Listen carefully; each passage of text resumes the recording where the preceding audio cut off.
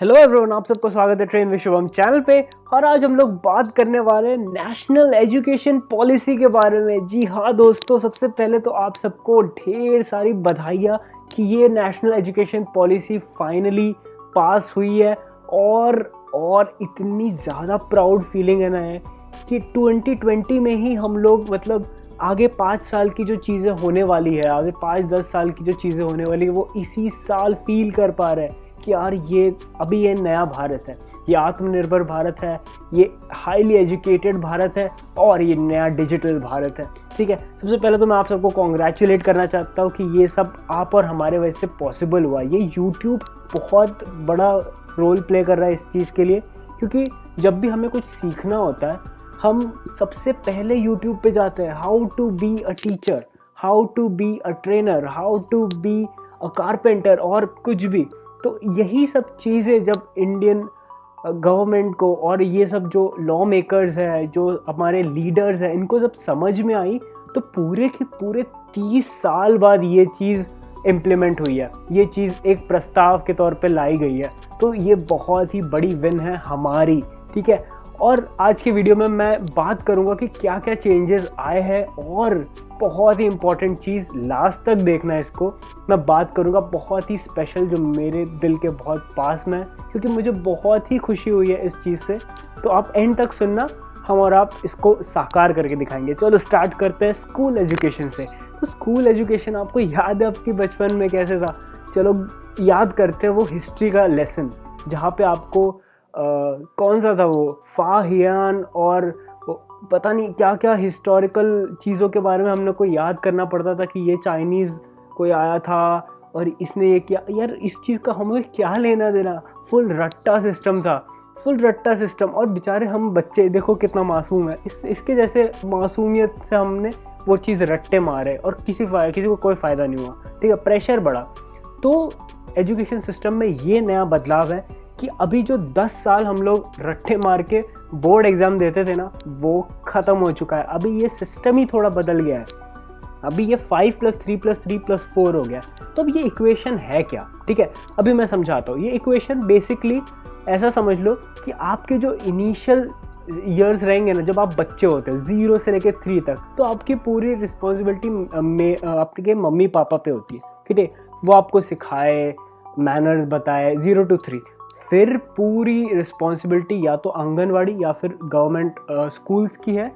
कहाँ से? नर्सरी से लेके क्लास 3rd तक। तो ये जो 5 साल है, 5 इस इक्वेशन के 5 साल आपके नर्सरी से लेके क्लास 2nd तक है। ठीक है, 3rd से 5th ये +3 है। तो पहले +5 की बात करते हैं। तो उसमें आप लोगों को पहले तो कोई भी रूल्स नहीं है, कोई भी रूल्स नहीं है कि आपको सिर्फ इंग्लिश में ही बात करनी है या आपको सिर्फ हिंदी में ही बात करनी है।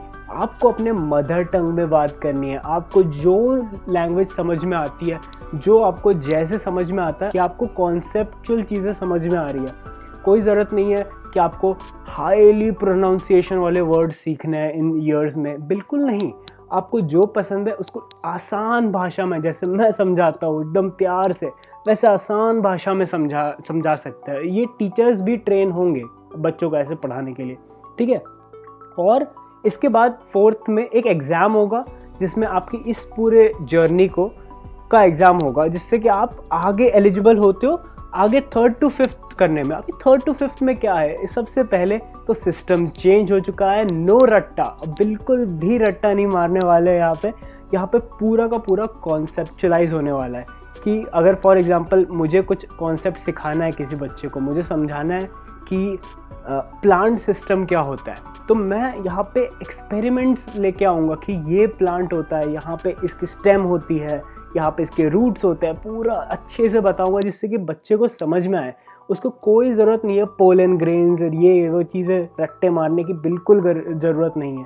ठीक है, ऐसे 5th के बाद भी एक एग्ज़ाम होगी और 5th के एग्ज़ाम के बाद आपको 6 to 8 की स्टडी की जाएगी। अब 6 to 8 जो है वो वोकेशनल है।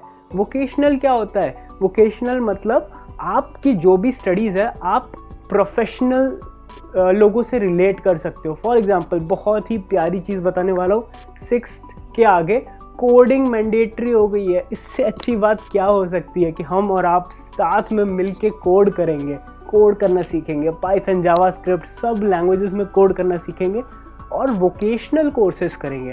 ज़रूरी नहीं है कि मुझे सॉफ्टवेयर डेवलपर ही बनना है, कोडिंग करनी है, मुझे बिल्कुल ज़रूरत नहीं है।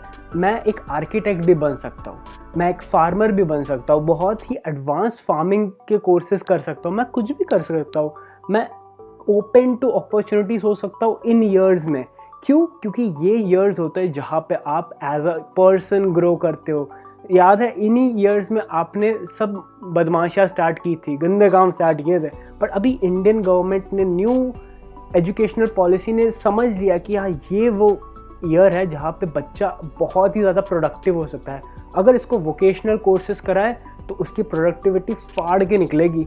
नेक्स्ट आते हैं 9 to 12। अभी ये जो ईयर्स होते हैं ना, बच्चों के लिए बहुत ही मुश्किल जाता है। क्यों?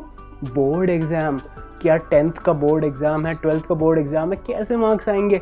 अभी ख़त्म, अभी आपको टेंशन ही नहीं लेनी है सब्जेक्ट्स की। पहली बात, NCERT रहेगा, आप जो पढ़ोगे मैं जो पढ़ूंगा सब इक्वल पढ़ेंगे, ठीक है। अब यहाँ पे ऐसा कुछ नहीं है कि इस वाले बोर्ड के एग्ज़ाम में मुझे नहीं आया क्योंकि उनका वाला एग्ज़ाम बहुत आसान था, काश में उसमें होता।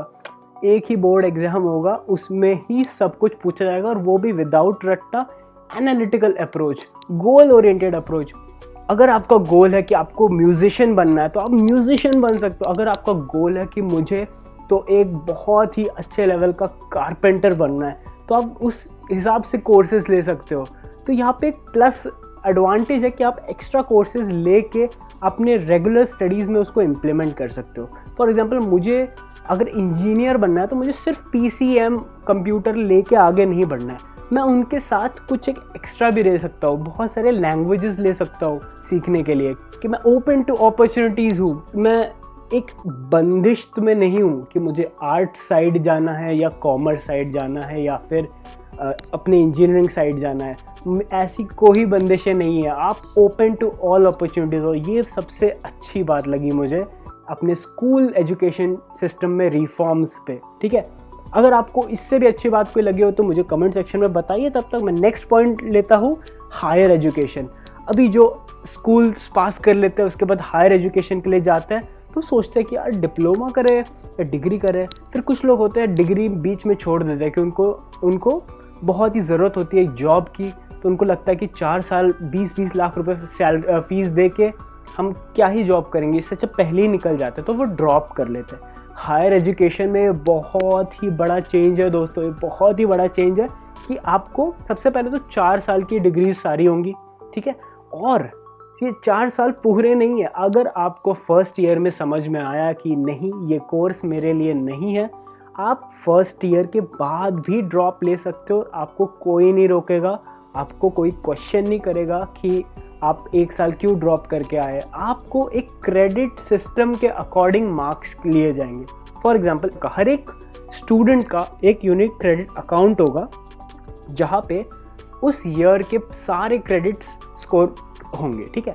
यहाँ पे पूरा का पूरा एक ही अथॉरिटी होगी, एक ही एग्ज़ाम होगी। अभी आप ये भूल जाओ कि इस यूनिवर्सिटी का एग्ज़ाम अलग है, उस यूनिवर्सिटी का एग्ज़ाम अलग है, ये AICTE बेस है, ये NAC का है, ये UGC का है, भूल जाओ। अभी एक ही अथॉरिटी होगी, वही पूरा एग्ज़ाम कंडक्ट कराएगी, वही आपको ये क्रेडिट्स देंगी। और आपका मन किया कि 1 साल बाद ड्रॉप करना है, आप ड्रॉप ले सकते हो, बस आपके क्रेडिट सिस्टम में वो क्रेडिट्स ज्वाइन हो जाएंगे। आप वही क्रेडिट्स लेके आगे किसी यूनिवर्सिटी में जा सकते हो, वही क्रेडिट्स लेके किसी जॉब पे जा सकते हो कि मेरे पास इतने क्रेडिट्स है, क्या आप मुझे जॉब दोगे? तो आपको इस तरह जॉब्स मिल सकती है। अगर आपको 3rd ईयर तक भी पढ़ना है तो आप 3rd ईयर के बाद भी ड्रॉप लेके कहीं भी आगे अपना काम कर सकते हो। ये बहुत ही अमेजिंग एजुकेशनल सिस्टम में रिफॉर्म आया हुआ है। अगर आपको 3rd ईयर के आगे भी रिसर्च करनी है तो आप कंटिन्यू कर सकते हो और 4 साल की डिग्री लेके आगे जा सकते हो, ठीक है। और बहुत ही ज़्यादा फोकस किया जाएगा ऑनलाइन एजुकेशन में। जैसे मैंने बताया, देश डिजिटल हो रहा है, बहुत ही ज़्यादा ऑनलाइन टीचिंग होने वाली है। अब आप लोगों को कुछ लोगों को ऑनलाइन टीचिंग पसंद नहीं आती होगी, बट इस पे बहुत ही ज़्यादा एडवांटेजेस है। मैं इस पर एक अलग वीडियो बनाऊंगा, आप देखते रहिएगा मेरा चैनल। और लास्ट, एक एथिकल टीचिंग भी होने वाली है। ये एक सब्जेक्ट ऐड होगा हमेशा, एथिकल टीचिंग। जब मैं एथिक्स बोलता हूँ, इसका मतलब यही रहता है कि मेरे काइंड ऑफ संस्कार या फिर मैनर्स या फिर एक सिस्टम होता है जिससे कि अच्छा काम करे इंसान, ठीक है, एथिक्स होता है, उसके बारे में सिखाया जाएगा। इतनी प्यारी चीज़ लेके आई है इंडियन गवर्नमेंट, मैं इससे ज़्यादा खुश नहीं हो सकता। चलो फिर एक दिल से बात कहूँगा, जैसे आपने जाना कि अभी बहुत सारी चीज़ें डिजिटल होने वाली है, बहुत सारी चीज़ें 6 से ही कोडिंग स्टार्ट हो जाएगी या फिर टीचिंग मोर ऑनलाइन की तरफ होगी। तो मैं सोच रहा हूँ कि मैं अपने चैनल का रीच थोड़ा बढ़ाऊँ। मैं चाहता हूँ कि मैं हर एक स्टूडेंट को पढ़ा सकूँ फ्री में, पाइथन, जावास्क्रिप्ट, ब्लॉकचेन, AWS, जो भी मुझे आता है मैं उनको फ्री में पढ़ाना चाहता हूँ। इसके लिए मैं यूट्यूब का प्लेटफॉर्म को यूज़ कर रहा हूँ। इसलिए मैं चाहता हूँ आप लोग शेयर करो, और ये जो नई एजुकेशन पॉलिसी है, हम जैसे एजुकेटर्स, आप और हम सब मिल के इंडिया को ट्रांसफॉर्म करेंगे, ये मैं दिल से कह रहा हूँ। आपको अगर वीडियो पसंद आई हो तो लाइक कीजिए, सब्सक्राइब कीजिए और इस वीडियो को शेयर कीजिए और देखते रहिए train with Shubham channel. Thanks for watching.